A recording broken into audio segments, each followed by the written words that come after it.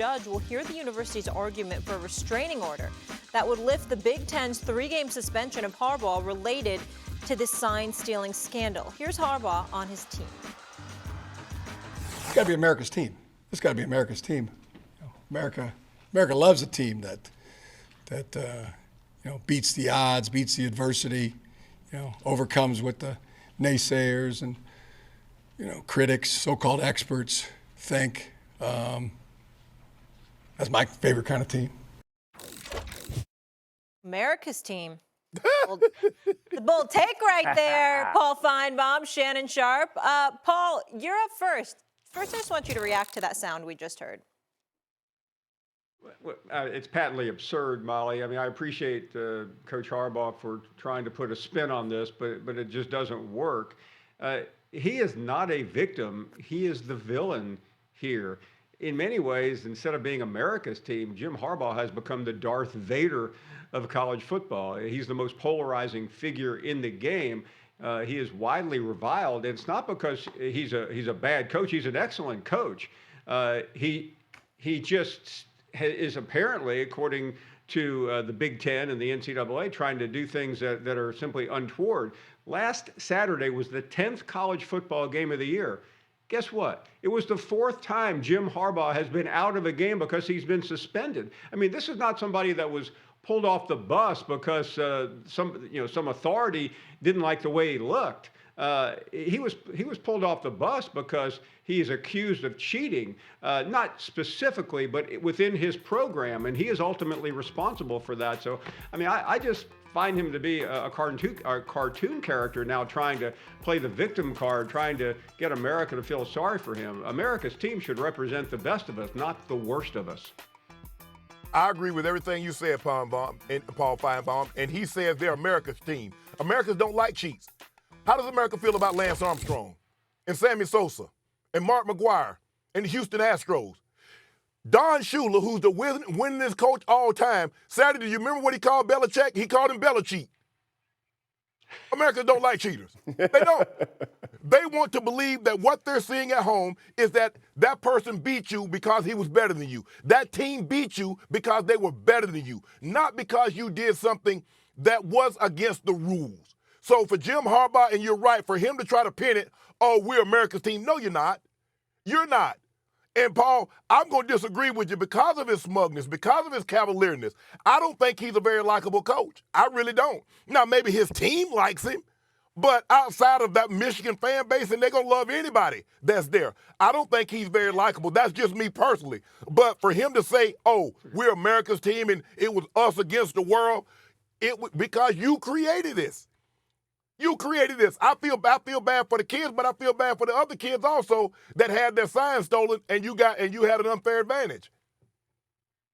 No, listen. The America's team, no. But let me tell you what he's doing a masterful job of galvanizing 18 to 21-year-old men that are on his football team. And that's the only message. Everybody, he ain't talking to Paul Finebaum. He don't care nothing about Paul. He don't care nothing about me. He don't care nothing about Shannon, Stephen A. He don't care nothing about none of us. You know what he cares about? Those 120 kids in that locker room that feel like they're going to battle for him to protect his legacy and his name. And he is using that and fostering this to get the best out of those players. You saw the coach cry on the post-game interview. Embarrassing. Just cried about how much he loves Jim Harbaugh. Y'all can think whatever you want to think. But this dude has these guys on edge and ready to play for him. And I don't think they're America's team either. Listen, I live in the South, man. Listen, I'm SEC football. We're down in the SEC. All right, we're at the Mecca of where football is played. But they're still a very good football team, and he is galvanizing this group of men to be the best they can be. You can hate on them all you want, but he's playing the game, and he's playing some chess, and it's got everybody upset. Jeff Saturday, I can't believe how much you've missed this. Shannon, I can't believe you missed this either. America's team, do you really want that moniker attached to you? Cowboys? There's somebody that's called the America's team. They ain't won a damn championship. They've been a conference championship game since 1995. Is that really what you want? The association with them? So that's right, 1, 2, and 3 right there for Jim Harbaugh, okay? So that's utterly ridiculous. By the way, he won a national championship in 1997, so they're right in cowboy territory, okay? So we get all of that. But here's the deal, y'all. First of all, the coach crying on TV. I'm sitting there like this. This is embarrassing. You know, I'm going to just say it. What the hell are you crying for? I was waiting for him to say it's my quarterback. It's my teammate. I didn't know what the hell was going on. I'm like, what the hell is that? What you crying for? Makes no sense whatsoever. You won a game, and you act like the man was fired. You act like the man just lost everything. He was suspended for 3 games. He's still allowed to be around the team all week long. He just ain't there on the Saturday that they're playing football. He still could come back for the college football playoffs, assuming they're in there. How has he been victimized? Because you have been associated with a scandal where you've got guys that work for you infiltrating other teams' sidelines and stealing signs and signals, and that you're the victim and other people are villains? Well, who are these villains exactly? If they are, I can tell you. Well, then put them out there. I'm talking about Jim Harbaugh. Put them out there. Let it be adjudicated. All I'm saying to you is this. At the end of the day, Jeff Saturday, my only point, and I kept saying this to Paul Finebaum, I am not trying to attach guilt to Michigan at all. All I've been saying, because I got idiots like some of my friends that I won't even mention that text me, and that's why I'm going to block y'all. Y'all keep messing with me. I'm getting sick of you dumbasses. But the point is this. This is the point. You're talking about Harbaugh. I'm not saying guilt or innocence. I'm saying if you are the NCAA and you say he's guilty, you can't just let them go to the college football playoffs. Because the specter of cheating to get yourself there is what is being implied. Then make sure you exonerate him and that did not happen. Whether it be the head coach or the university and the players that have played this season, and you're doing it 3 weeks left in the season without showing everything that you have to say, okay, he has full knowledge or whatever this is, or there's a precedent set. But you're talking about the NCAA. You can't rush to judgment. If they don't have it put together or they're trying to put a case together, then you have to let things play out until they get there. And my issue is it feels like everybody hurried. And you said it best. I think Shannon said it. He ain't the most well-liked dude. He's taking shots at the NCAA. He's taking shots at the Big Ten. He's taking shots at America's team now. He's going everywhere. So he's not the most well-liked guy. But if all it takes is everybody getting together going, hey, I really think we should do something about this. I'm the coach against them. I think as a Big Ten, we need to make a stance right here.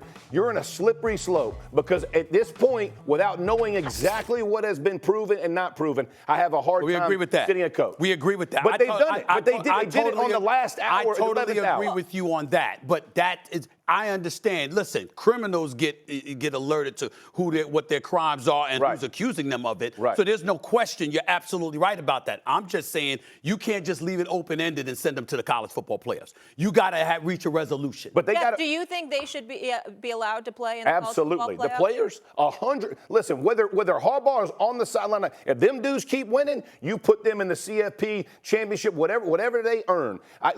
This is my other thing. You ain't worried about Coach Marone. You ain't worried about Coach Marone crying even more on national television and stuff like that. You ain't remember that? You ain't worried about that. You're going to punish kids that most likely had zero idea about what was happening. All those kids do is practice 5 days a week. And do what the coach tells them to do. Hold on, I'm not done. Go to school, get educated, go to practice, and then go execute it on Saturday. Saturday. And whether it is fair. It's 100% fair. Saturday. It was the kids that benefited. If this is true, they benefited from it.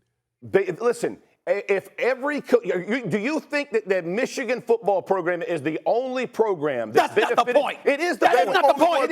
That is not the point. They just turned stuff in. They talked about Ohio State and I think it was. I want to say something. I'm gonna go back to Paul. Some other thing about stealing signs. It's like, come on, man. I get, but you can't punish kids that had no knowledge of what was going on. Kids been being punished for decades in college sports. So stop now. So it's okay. I'll get to that because it's happened. We should say it's okay. I'm coming back to it. Go ahead, Paul, because I know you got something you want to say. I'll get back to that. I just want to say one thing, Stephen A. and Jeff and Shannon.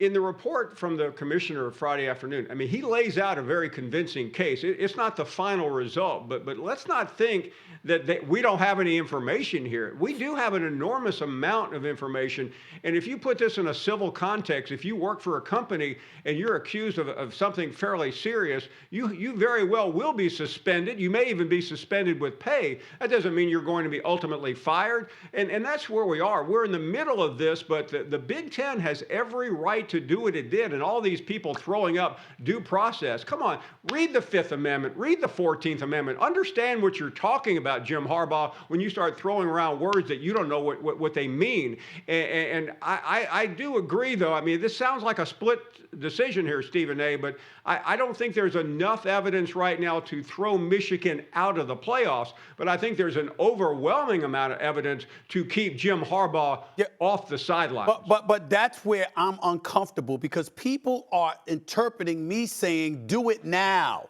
No, what I'm trying to say, Jeff Saturday, is that let the investigation continue. If you find, if Shannon Sharpe is the coach at Michigan, and Shannon Sharpe has been fed this information by Paul Finebaum, who infiltrated somebody else's sideline and stole signs and signals. He gave it to Shannon, and then Shannon goes to the players and say, schematically, this is what, y'all just brought up the bomb blitz, right? Here's what we gonna do, because this is what they're going to do with this particular play, because here's the intel that we have on it. Those players who exercised that strategy benefited from the tutelage that Shannon provided. And that's what I'm saying. If that transpired, if you can't act like the kids didn't benefit at the expense of other kids who may not have done it, or hasn't been caught, or hasn't been accused. You cannot ignore that. There is no way you can ignore that. That's all I'm saying. Okay. My point to you is this: to punish the university, like you said, if they got through everything and they can find all the way through what you're saying, that the players benefited, the coach used it for whatever it is, they get all the way through that thing. There's no way they can do that in 3 weeks. Okay. And my point is this: they went to Happy Valley. They played Penn State on the road without their coach. You know who could have had a scouting program? They're going to run it 39 times down your throat and ultimately win the game.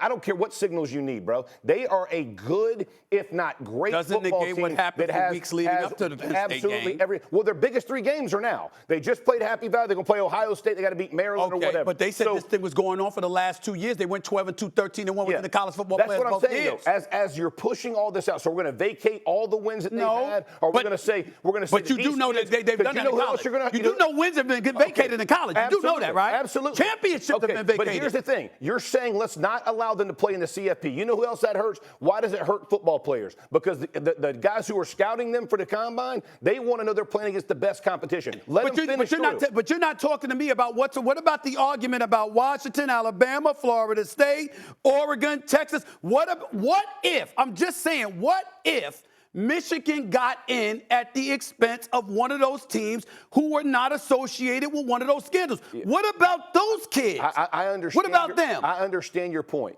What I'm saying, though, is, and it's a valid point, if Michigan has not lost games and they have earned their way into it, I would tell you, you can't, it may not, there's no perfect solution, but by penalizing kids 8 games into a season, for me, is going above and beyond what you should be able to do. I agree. If they go back and take scholarships, fire Jim Harbaugh for whatever he did and didn't do, I'm okay with that. Okay, so now the program's going to be adjusted to by what they did. But by taking away the ability to go play I think it's a step. If that's the case, we shouldn't have heard none of this until the end of the season. I agree. Go ahead, Shannon. Hey, Saturday, let me ask you this.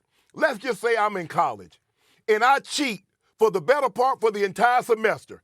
I get caught, but I passed the final exam without cheating. So everything that I did before the final exam should be forgiven because I took the final exam without the knowledge of the answers that I had on the test before. Is that what you're saying? Because they went to Happy Valley, ran the ball down Penn State.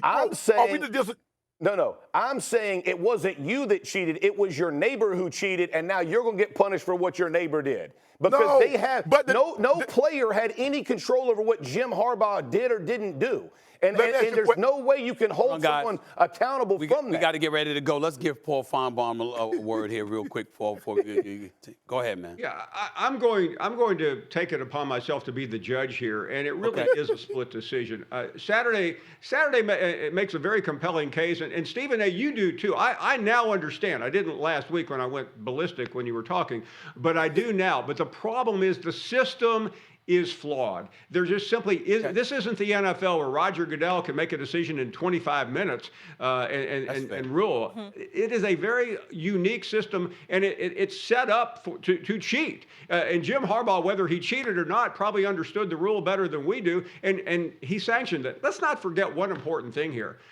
Before all this happened, Jim Harbaugh was losing. He was about to get run out of Michigan. They were this close to firing him, and then suddenly, out of nowhere, he started winning. Yeah. He got better players. Wow. Yes, I agree with that. But he also started using this system. That to me is so easy to understand, and I think that's one reason why every one of the Big Ten coaches raised Cain, and that's why the commissioner acted the way he did. Just to play devil's advocate, we did have Desmond Howard on, and he argued that there was a lot of coaching changes, NFL guys that came in, and that was the difference maker. Paul, we have to go real quick. I just want your thoughts on this because I know you talk to a lot of people in this space.